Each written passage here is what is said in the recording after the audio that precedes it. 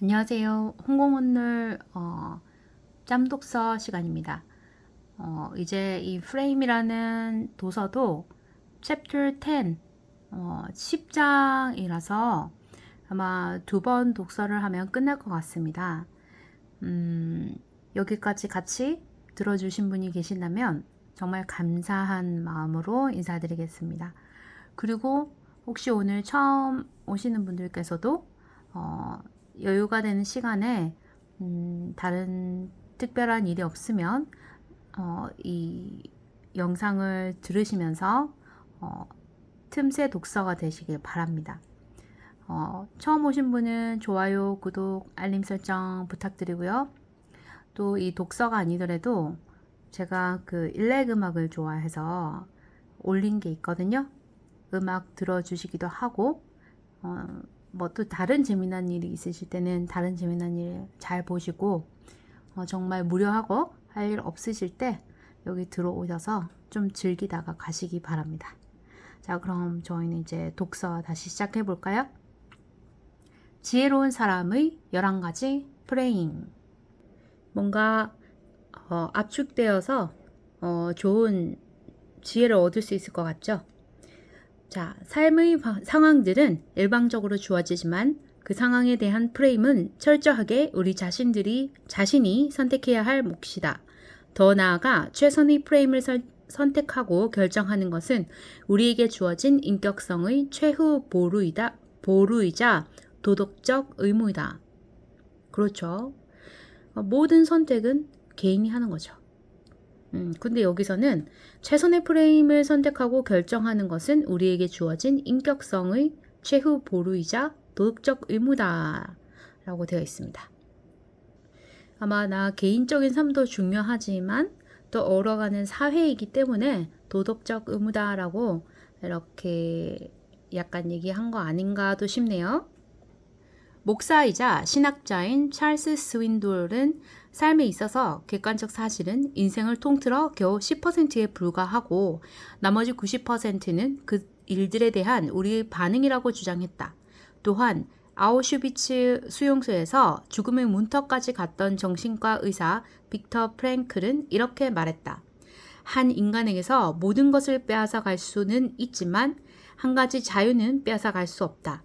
어떤 상황에 놓이더라도 삶에 대한 태도만큼은 자신이 선택할 수 있는 자유다. 그죠? 삶에 대한 태도. 정말 중요하면서 결국은 본인이 어떤 태도와 정신을 가지고 결정하니까요.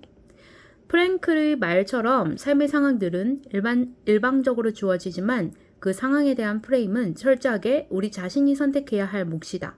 더 나아가 최선의 프레임을 선택하고 결정하는 것은 우리에게 주어진 인격성의 최후 보루이자 도덕적 의무다. 이제 이 책을 마치면서 우리가 진정 더 지혜롭고 자유로운 사람이 되는데 도움이 되는 11가지 방법을 소개하고자 한다. 와, 기대가 됩니다. 더 지혜롭고 자유로운 사람이 된다고 합니다. 1. 의미 중심의 프레임을 가져라. 어떤 일을 의미 중심의 상위 수준으로 프레임하는지, 절차 중심의 하위 수준으로 프레임하는지는 그 일을 하는 타이밍에 의해 결정된다. 그죠? 예를 들어 지금으로부터 6개월 후에 어린 조카를 하루 동안 돌봐주는 일을 상상해보자. 사랑하는 조카와의 소중한 하루, 가족 간의 사랑, 천진난만한 영혼과의 교감 등 온갖 좋은 의미들을 떠올리면서 기꺼이 그 일을 감당할 수 있을 것으로 자신한다.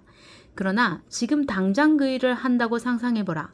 기저귀 갈아주는 일, 이유식 먹이는 일, 우는 아이를 어떻게 달래줘야 하는지 등의 구체적인 상황들을 떠올리면서 난감해할 것이다. 결혼식을 앞둔 커플들도 결혼식 몇 개월 전에는 영혼의 결합이니 인생의 동반자니 하며 추상적인 의미로 결혼을 바라보며 가슴 벅차한다. 그러나 결혼식이 당장 코앞에 다가오면 혼수 문제, 야외 촬영, 공항까지 운전은 누가 하나와 같은 구체적이고도 사소한 상황들을 염두에 두게 된다.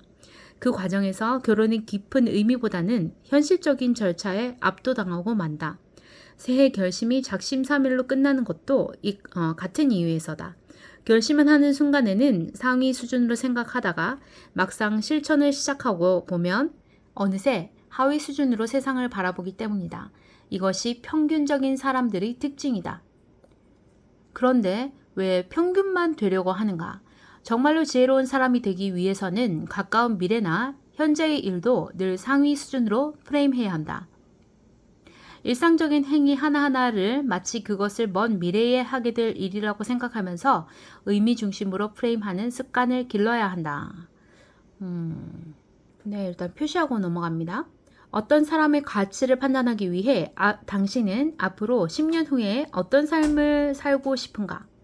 라고 묻는 것은 지혜로운 물음이 아니다. 왜냐하면 10년 후와 같은 먼 미래의 일에 대해서는 누구나 의미 중심의 이상적인 생활을 상상하기 때문이다. 그렇죠. 따라서 많은 사람들이 이렇게 말하곤 한다. 10년 후쯤엔 가족들과 해외여행을 다니고 주말에는 문화생활을 즐기면서 때론 나보다 못한 이웃에 봉사하는 삶을 살고 있겠죠? 라고 답한다. 그러나 자녀의 배우자감이 어떤 사람인지 혹은 신입사원이 어떤 사람인지 알고 싶다면 당장 내일 어떻게 살 것인가를 물어야 한다. 막연한 먼 미래가 아닌 내일 당장의 삶을 의미 중심으로 바라보고 있는 사람. 그런 사람이 바로 부모가 원하는 자녀의 배우자감이고 회사의 인재인 것이다. 그렇죠. 좀 더 현실적이고 실현 가능한 것들. 그런 것들을 내다보는 사람을 선호하겠죠. 이 접근 프레임을 견지하라. 사람들에게 오래된 과거를 회상하게 하면 대부분 그 시절에 하지 않았던 것들에 대한 회한을 떠올린다. 학창 시절에 공부를 열심히 하지 않은 점, 교양서적을 많이 읽지 않은 점, 운동을 열심히 하지 않은 점, 더 많은 사람들과 친분을 쌓지 못한 점 등 온통 과거에 제대로 해보지 못했던 일들에 대한 후회 일색이다. 그 이유는 단기적인 관점에서는 하지 않은 일에 대한 후회보다 이미 저지른 일에 대한 후회를 더 많이 하지만 장기적인 관점으로 들어가면 저지른 일에 대한 후회보다는 하지 못했던 일에 대한 후회가 더 크게 다가오기 때문이다. 행복과 성공은 접근 프레임을 가진 사람의 몫이다. 고 정주영 회장이 직원들에게 입버릇처럼 했다는 해보기나 했어? 라는 말은 접근 프레임의 정신을 잘 보여준다. 그렇죠. 실행을 했느냐? 하고 싶었지만 주저했던 일이 있다면 이제라도 과감하게 실행해야 한다. 가정 형편 때문에 가족 여행을 미루고 있다면 지금 당장 돈이 적게 드는 가까운 곳이라도 떠나는 것이 좋다. 마음을 고백할 대상이 있다면 할까 말까 망설이지 마라. 설령 거절을 당하더라도 그래서 얼마 동안 괜히 고백했다는 후회와 마음의 상처로 괴로워할지라도 일단 사랑한다고 고백하라. 고백도 못하고 시간을 흘려보내고 나면 그때 고백하지 않았던 것을 더 뼈저리게 후회하게 될 것이기 때문이다. 자기 방어에 집착하지 말고 자기 밖의 세상을 향해 접근하라. 좋은 말이죠. 다른 사람들에게 다가갈 때, 새로운 일을 접했을 때 늘 접근의 프레임을 견지하라. 그것이 두려울 땐 기억하라. 접근함으로 인한 후회는 시간이 지나면 사라지지만 안주함으로 인한 후회는 시간이 지날수록 더 커진다는 것을. 이 마지막 표현이 정말 절묘히 맞는 것 같습니다. 결국 그 말이죠. 일단 경험해본 것에 대해서는 후회는 없다고. 그러나 하지 않고 미뤘던 일들은 후회가 커질 수도 있다고. 그래서 접근 프레임을 견지하라 라고 되어 있네요. 3. 지금 여기 프레임을 가져라. 사람들은 현재를 준비기라고 프레임하는 경향이 있다. 현재는 더 나은 미래를 위해 준비하고 일방적으로 희생해야 하는 시간이라고 생각한다. 즐기고 만끽해야 할 대상이 아니라고 참고 견뎌야 하는 대상이라고 믿는다. 그래서 부모는 중간 시험을 잘 보고 집에 온 초등학생 자녀에게 마음껏 칭찬을 해주기보다는 기말 시험이 더 중요하다며 미래에 대한 부담을 준다. 자녀가 기말 시험을 잘 보고 오면 이번에는 중학교 때 잘하는 게 진짜 실력이야 라고 말한다. 아이는 물론 부모 스스로도 지금 당장 마땅히 누려야 할 기쁨과 즐거움을 포기한다. 그런 과정을 거치고 수능 시험을 잘 치르고 나면 이번에는 또다시 대학에 가서 잘하는 게 진짜라며 한술 더 뜬다. 대학은 직장생활을 위해 희생되고 직장생활은 노후 대책을 마련하느라 희생된다. 노후는 다시 자녀를 위해, 손자, 손녀를 위해 희생된다. 인생의 전 과정이 이런 식으로 진행된다. 행복으로 가는 길은 지금 순간을 충분히 즐기고 감사하는 것으로부터 비롯된다. 심리학 연구에 따르면 행복한 사람들은 자신의 생일이나 가족, 친구들의 생일을 챙기고 적극적으로 축하하고 누리는 사람들이라고 한다. 그렇죠. 행복으로 가는 길은 지금 순간을 충분히 즐기고 감사하는 것으로부터 비롯된다. 심리학 연구에 따르면 행복한 사람들은 자신의 생일이나 가족, 친구들의 생일을 챙기고 적극적으로 축하하고 누리는 사람들이라고 한다. 그렇죠.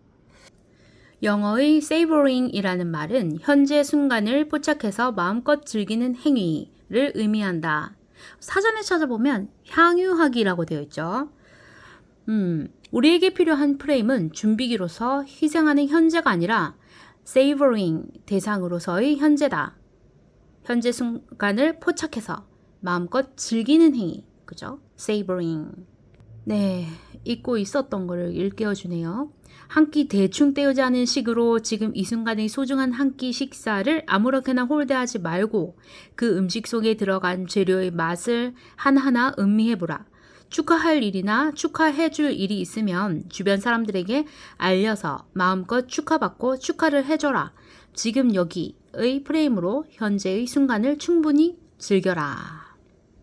이 말이 정말 맞는데 저는 욜로 있잖아요. 욜로. You only live one life인가? 하여튼 그거. 근데 그게 무턱대고 그렇게 하라는 말은 아니겠죠, 이것도? 그냥 너무 현재의 순간을 정신적으로도 즐기지 못하고 빡빡하게 살지 말라는 말이겠지. 욜로처럼 한정없이 쓰고 막 무조건 즐기라는 말은 아닐 겁니다, 분명히. 근데 어쨌든 보통의 사람들은 그럼 또 욜로를 생각해서 막 그냥 내가 언제 죽을지도 모르니까 지금을 소중히 해서 막 쓰고 막 살잖아요.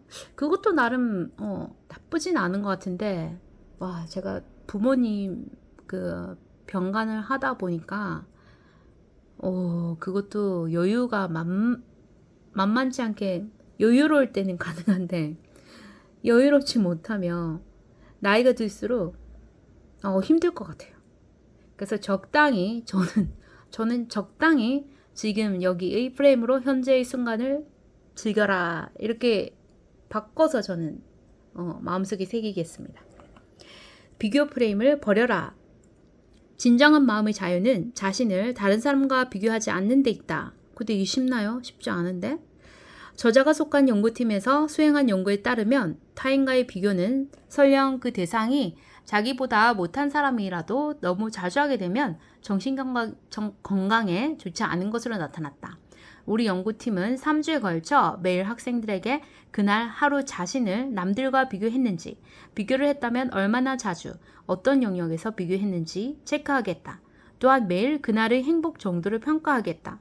그 결과 남들과 비교를 많이 한 학생일수록 그날의 기분과 행복감이 저하되는 것으로 나타났다.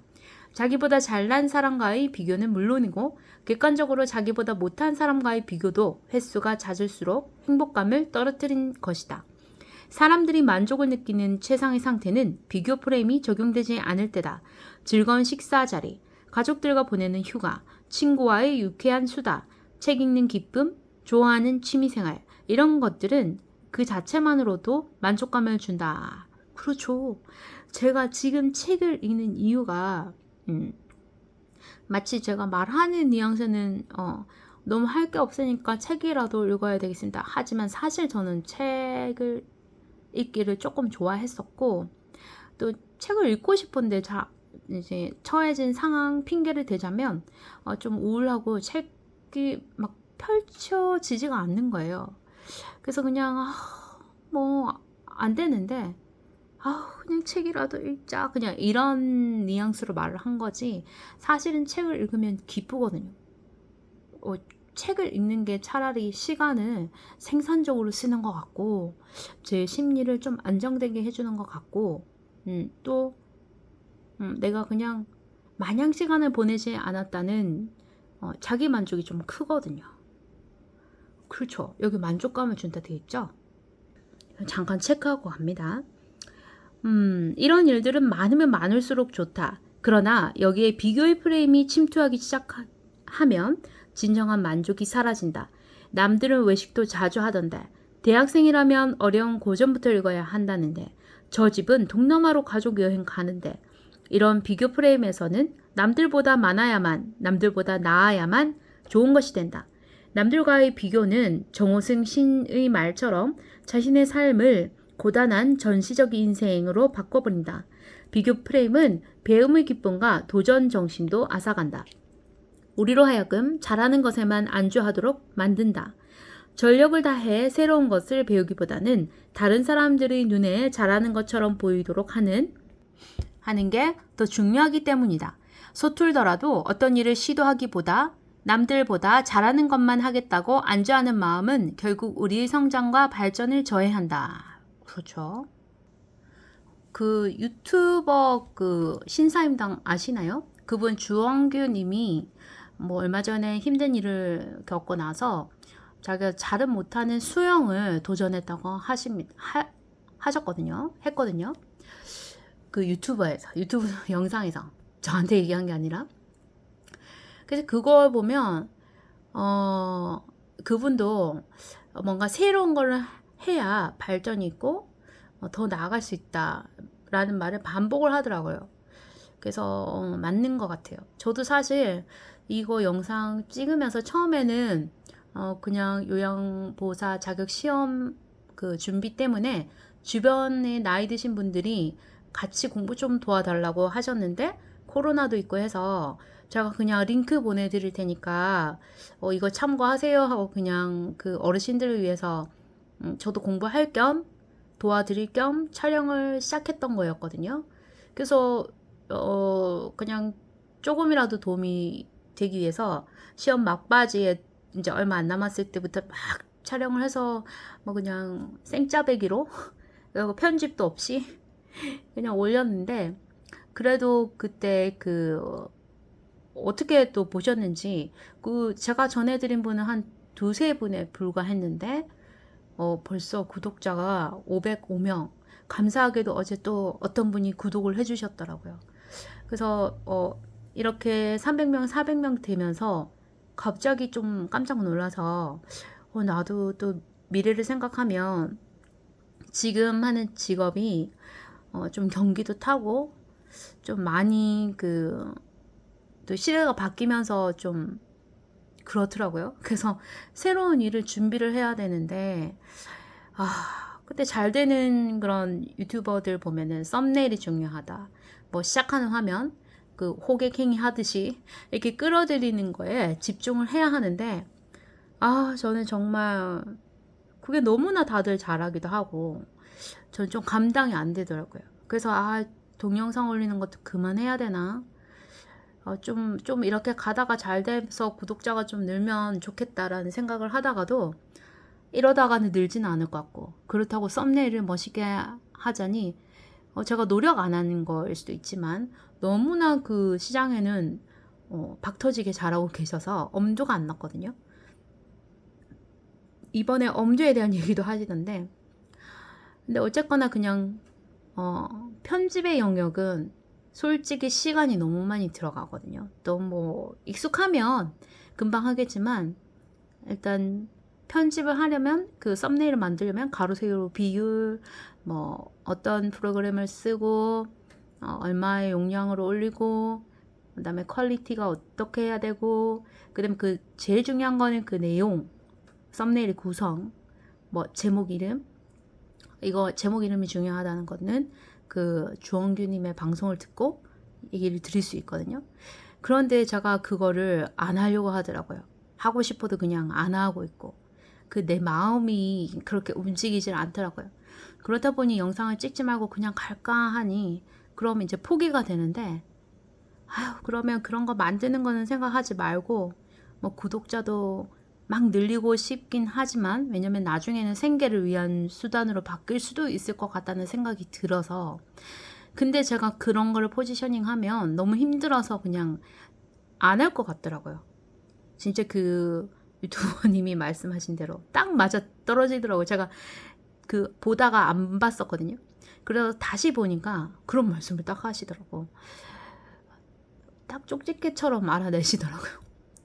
근데 어쨌든 그냥 내가 할 수 있는 만큼 지금 상황에 처해 있는 것들만 해보자. 일단은 꾸준히 해보자.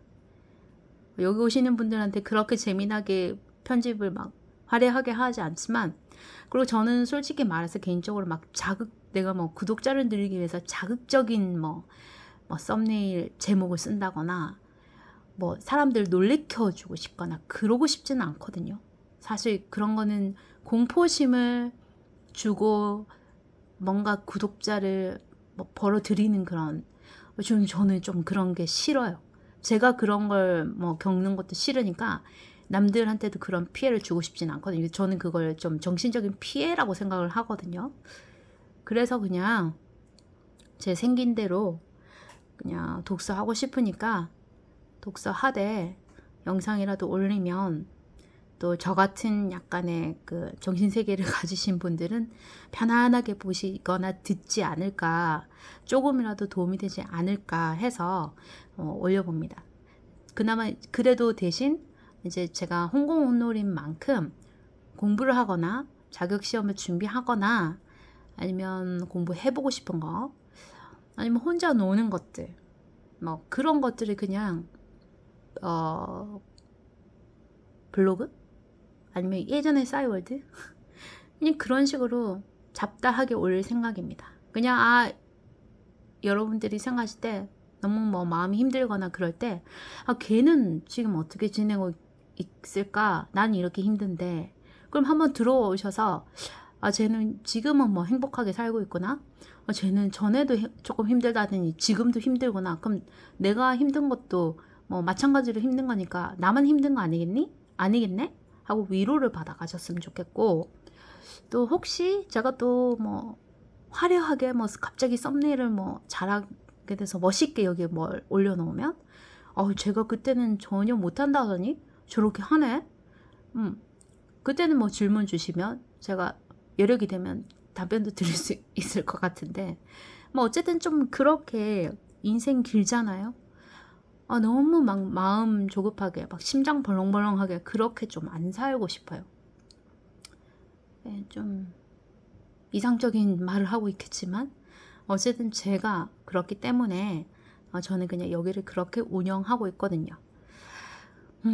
그래서 어쨌든 서툴더라도 어떤 일을 시도하기보다 뭐 잘하는 것만 하겠다고 안주하는 마음은 결국 우리 성장과 발전을 저해한다, 이 말이 너무 와닿고, 그래서 저는 지금 서툴더라도 일단 촬영을 그냥 하고, 그냥 이렇게 뭐 재밌게 들어주시는지 아닌지는 모르지만 혼자 그냥 505명의 그 분들이 곁에 있다는 생각으로 그냥 도닦듯이 합니다.